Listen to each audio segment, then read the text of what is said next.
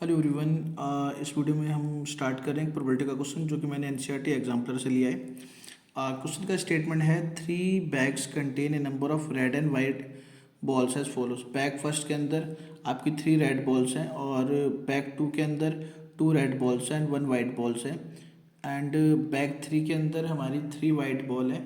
The probability that bag I will be chosen and a bag is selected from it is I upon में 6।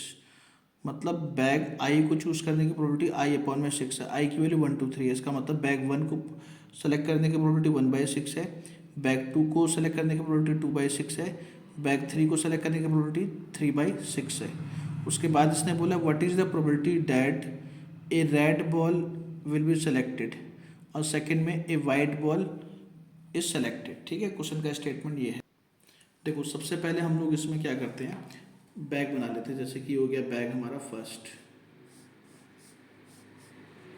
ठीक है, अब bag first में 3 red balls हैं और bag second में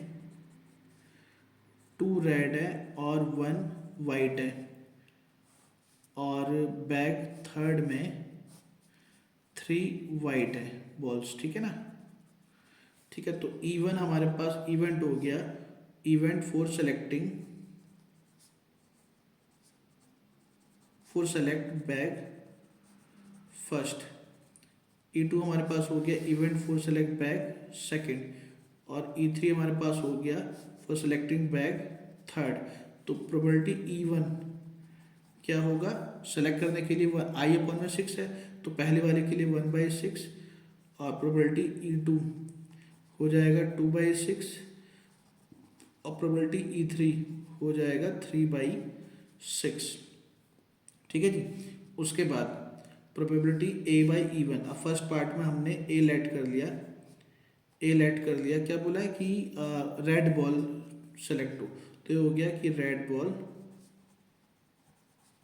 इज सेलेक्टेड। ठीक है, तो प्रोबेबिलिटी ऑफ A/E1 का मतलब हो गया पहले बैग में से रेड बॉल आने की प्रोबेबिलिटी। तो पहले बैग में रेड बॉल 3 है, टोटल भी 3 है तो आ गया 1।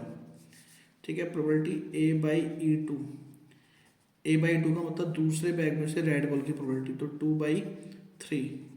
प्रोबेबिलिटी A/E3 का मतलब तीसरे बैग में से रेड की प्रोबेबिलिटी तो है ही नहीं रेड, तो ये हो जाएगा 0।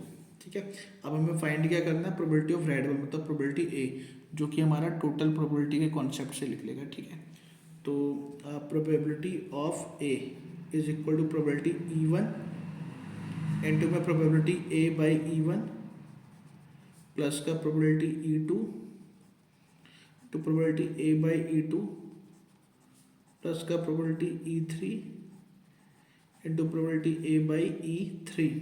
ठीक है, अब प्रोबेबिलिटी E1 का मतलब हो गया 1/6, A/E2 की वैल्यू हो गई 1, E2 की प्रोबेबिलिटी 2/6 इंटू में A/E2 हो गया 2/3, E3 हो गया 3/6 इंटू में हो गया 0। ठीक है, तो यहाँ पे आपके पास आ गया 1/6 प्लस का इसको काट दोगे आएगा 3 तो आएगा 2/9। ठीक है, इसका अगर एलसीएम लोगे तो आपके पास आ जाएगा 18। ठीक है, यहाँ पे एलसीएम आ गया 18 तो यहाँ पे आएगा 3 प्लस का 4 इज इक्वल टू 7/18। ये हमारे पास पार्ट 1 का आंसर आ गया। ठीक है, अब सेकेंड पार्ट में इसने क्या बोला है कि वाइट बॉल इज सिलेक्टेड। ठीक है, तो हम एक काम करते हैं, इसको W मान लेते हैं सपोज करो। W हमारे पास इवेंट हो गया फॉर सेलेक्टिंग या फॉर सेलेक्ट वाइट बॉल, तो वाइट बॉल इज सेलेक्टेड। ठीक है, तो प्रोबेबिलिटी ऑफ W/E1, W/E1 का मतलब white ball select from back first. तो बैक फर्स्ट में 3 रेड है तो इसलिए इसकी प्रोबेबिलिटी हो गई 0। प्रोबेबिलिटी W/E2 मतलब सेकेंड बैग में से वाइट की प्रोबेबिलिटी तो 1/3। प्रोबेबिलिटी A/E3 मतलब थर्ड बैग में से वाइट की प्रोबेबिलिटी तो 3/3 मतलब 1। ठीक है, अब हमें फाइंड करना है प्रोबेबिलिटी ऑफ वाइट बॉल, तो हो जाएगा प्रोबेबिलिटी E1 इंटू में प्रोबेबिलिटी W/E1 प्लस का probability E2 into probability W/E2 plus का probability E3 into probability W by E3। अब प्रोबेबिलिटी E1 की वैल्यू कितनी है 1/6 इंटू में 0 प्लस का 2/6 इंटू में 1/3। E3 की वैल्यू है 3/6 इंटू में 1। इसको सिंप्लीफाई करेंगे तो ये आ जाएगा आपके पास 2/18 या इसको काट सकते थे 1/9 बाई 3/6।